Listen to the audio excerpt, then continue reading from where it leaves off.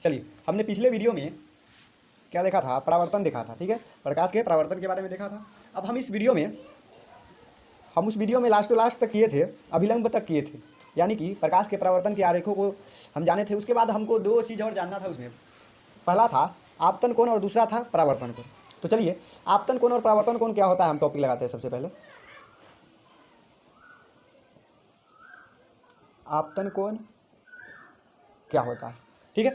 तो सबसे पहले हम छोटा सा एक पिक्चर बना के देख लेते हैं प्रकाश के परावर्तन में हो क्या रहा था। तो देखिए, एक ऐसे समतल सतह था, इस पर इधर से प्रकाश आ रहा था और फिर इधर परावर्तित हो जा रहा था। तो हम इसको बोल रहे थे आपतित किरण और इसको बोल रहे थे परावर्तित किरण, ठीक है। और ये हमारा आपतन बिंदु था। क्या था? आपतन बिंदु। और इस पर हम एक 90 डिग्री पे अभिलंब खींच रहे थे। क्या खींच रहे थे? अभिलंब, ठीक है, अभिलंब खींच रहे थे। थोड़ा टेढ़ा हो गया लेकिन सीधा है। अभिलंब खींच रहे थे। तो इसमें हम देखे थे क्या, तो जो आपतित किरण इधर से आ रहा था तो हम इसको आपतन कोण बोल रहे थे, और परावर्तित किरण जा रहा था तो हम इसको परावर्तन कोण बोल रहे थे। ये हमारा परावर्तन कोण है और ये हमारा आपतन कोण है, ठीक है। तो हम इसका परिभाषा लिख सकते हैं, क्या है? आपतन कोण, ठीक। तो हम इसका परिभाषा लिख सकते हैं, क्या आपतन कोण की परिभाषा लिख सकते हैं कि आपतित किरण, आपतित किरण, सॉरी, आपतित किरण, आपतित किरण आपतन बिंदु पर खींचे गए अभिलंब, खींचे गए अभिलंब से जो कोण बनता है, जो कोण बनता है उसे हम आपतन कोण बोलते हैं। उसे आपतन कोण कोण कहते हैं, ठीक है। तो आपतन कोण को हम कोण आई बोलते हैं। क्या बोलते हैं? कोण आई, ठीक है। इसका मतलब होता है, कोण आई का मतलब होता है इंसिडेंस रे, ठीक है। तो चलिए, अब हम देखते हैं परावर्तन कोण के बारे में। तो अब इसके बाद हम इसके परावर्तन कोण के बारे में जानते हैं। क्या? परावर्तन कोण, परावर्तन कोण, ठीक है। तो परावर्तन कोण का हम परिभाषा क्या लिखेंगे? परावर्तित किरण, परावर्तित किरण, आपतन दिखाई दे रहा है? नहीं दिखाई दे रहा है, ये 1 मिनट। परावर्तित किरण आपतन बिंदु पर खींचे गए अभिलंब से जो कोण बनता है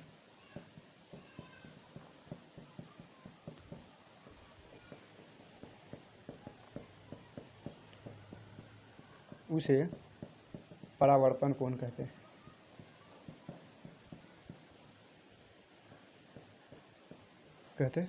तो चलिए, क्या लिखा है देख लेते हैं। अब इसको हम कोण आर भी बोलते हैं। कोण आर का मतलब होता है रिफ्लेक्टेड रे, ठीक है। तो चलिए देखिए क्या है यहाँ पे।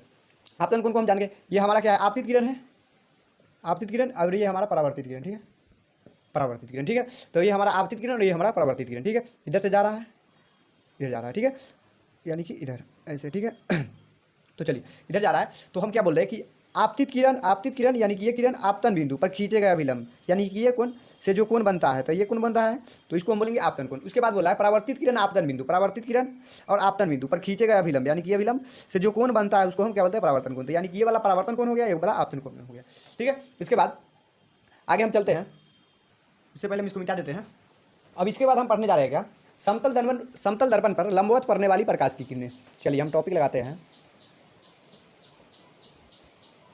समतल दर्पण पर, समतल दर्पण पर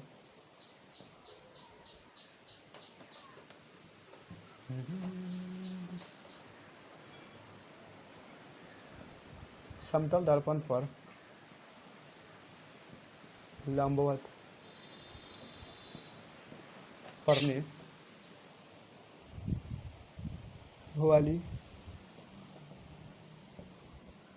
प्रकाश की किरणें, ठीक है। समतल दर्पण पर लंबवत पड़ने वाली प्रकाश की किरणें का परावर्तन लिख लेते हैं। क्या? का परावर्तन, ठीक है, टॉपिक लगा लिया, ठीक है। समतल दर्पण पर लंबवत पड़ने वाली प्रकाश की किरणें। तो चलिए देखते हैं, ये हमारा हो गया समतल दर्पण। थोड़ा बड़ा बनाते हैं,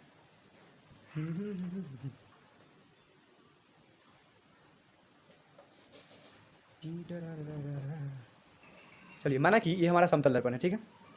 इसका एक भाग हम रंग देते हैं, ठीक है, रंग दिए इसको, ठीक है। अब इस पर क्या करते हैं, हम एक प्रकाश की किरण डालते हैं, ठीक है, रे डालते हैं, ठीक है। मैंने यहाँ पे रे डाल दिया। तो ये प्रकाश की किरण हम इधर से डाल रहे हैं, कहाँ से डाल रहे हैं, ऊपर से डाल रहे हैं। और हम जब क्या बोल रहे हैं, यहाँ बोल रहा है कि समतल दर्पण पर लंबवत पड़ने वाली प्रकाश की किरणें, तो समतल दर्पण पर जब कोई भी प्रकाश की किरणें लंबवत पड़ती है तो वो जिस पथ से आती है उसी पथ से वापस लौट जाती है, यानी कि ये यहाँ से लंबवत आएगा तो फिर वैसे ही उसी पथ पे वापस लौट जाएगा, ऐसे, ठीक है। ये रिफ्लेक्टेड नहीं होगा, यानी कि ये ऐसे रिफ्लेक्ट नहीं करेगा, ठीक है। तो लंबवत चला जाएगा। तो यहाँ पे आप देख सकते हैं, यहाँ पे समकोण बनाएगा, क्या बनाएगा, समकोण बनाएगा, यानी कि 90 डिग्री बनेगा, यहाँ पे समकोण बनाएगा, ठीक।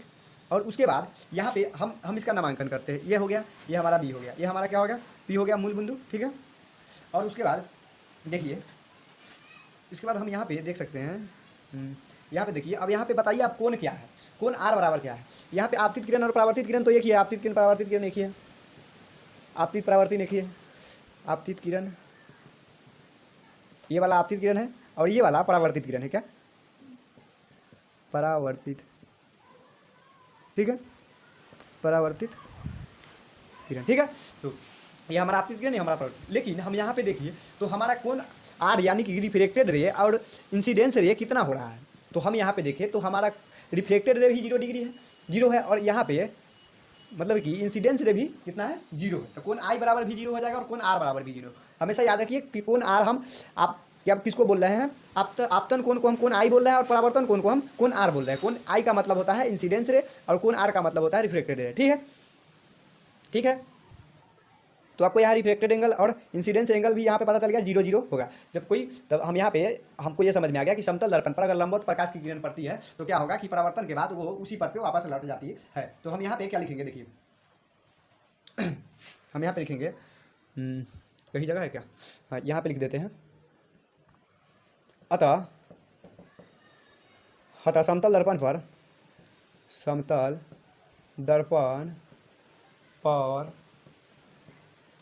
लंबवत पड़ने वाली प्रकाश के किरण उसी पथ पर वापस लौट जाती है, वापस लौट जाती है।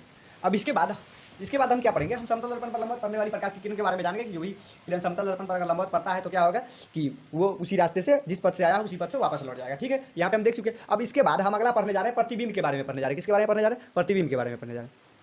तो चलिए हम यहाँ पे प्रतिबिंब के बारे में पढ़ते हैं, क्या, प्रतिबिंब,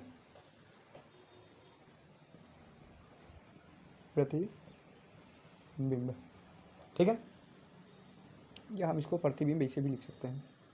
चलिए, तो प्रतिबिंब के बारे में क्या है, तो सबसे पहले हम प्रतिबिंब की परिभाषा लिखते हैं कि किसी बिंदु स्रोत से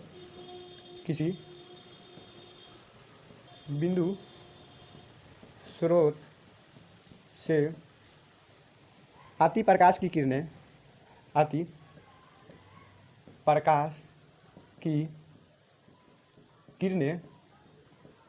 किसी बिंदु स्रोत से आती प्रकाश की किरणें दर्पण से परावर्तन के बाद, किसके, दर्पण से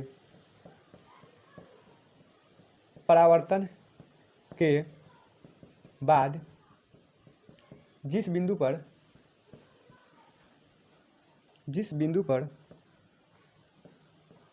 मिलती है या मिलती हुई प्रतीत होती है,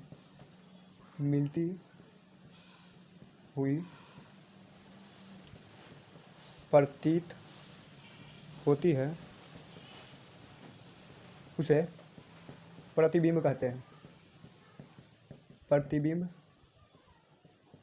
कहते हैं, तो आज हम इसको इतना ही जानेंगे, उसके बाद अगले वीडियो में जानेंगे। हम यहाँ पे अभी जान लेते हैं कि प्रतिबिंब का प्रकार कितना होता है, क्या, कितने प्रकार के प्रतिबिंब होते हैं। तो प्रतिबिंब 2 प्रकार के होते हैं, एक होता है वास्तविक और दूसरा होता है अवास्तविक, ठीक है। तो प्रतिबिंब यहाँ पे लिख देते हैं, प्रतिबिंब 2 प्रकार के होते हैं। कितने प्रकार के, प्रतिबिंब 2 प्रकार के होते हैं, 2 प्रकार के